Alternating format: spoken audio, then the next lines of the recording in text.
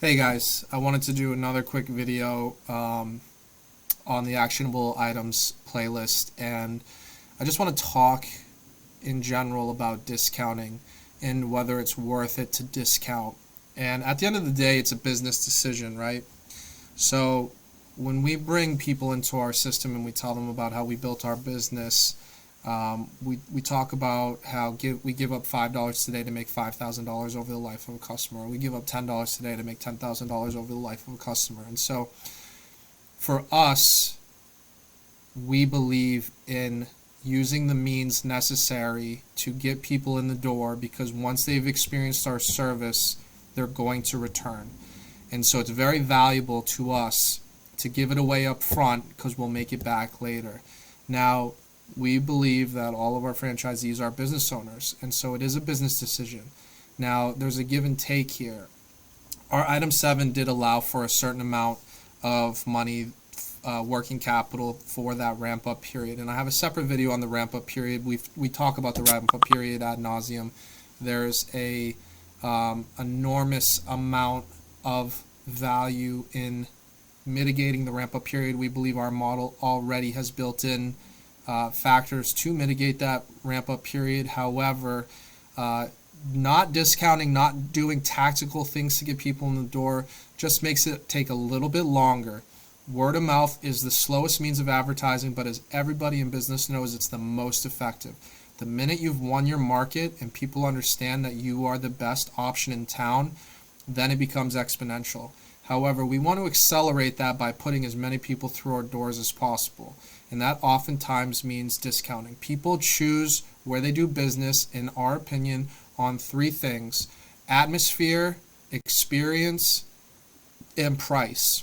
So atmosphere: is it a clean shop? Is it approachable? Are the employees approachable? Experience: is the service good? Well, we know we're winning that one.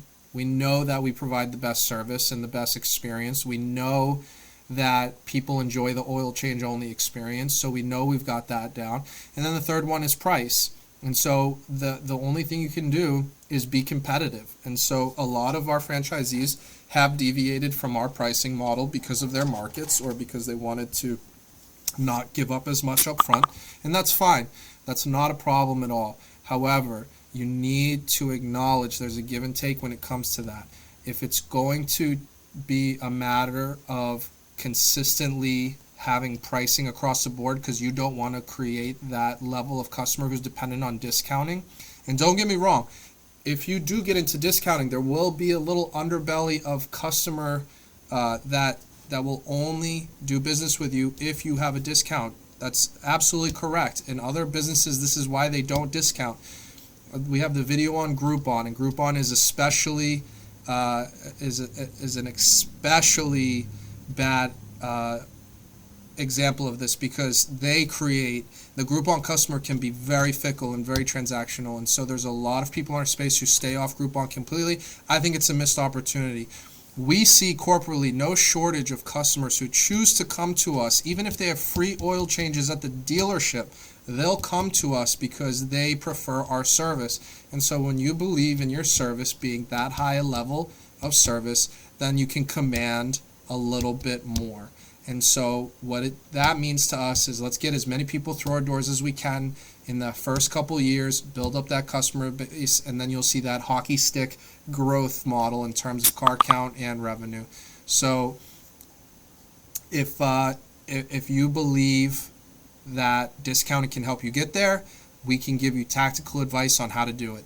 If you don't want to discount, again, it's a business decision, and so if you don't want to discount, you don't have to. But just know the best way to get people in the door quickly is typically through discounting, because we have nice facilities, we have the best service. That means there's only one other way to build your customer base, in our opinion, and that's through the pricing. And so when you win on all 3, that's when you can win your market.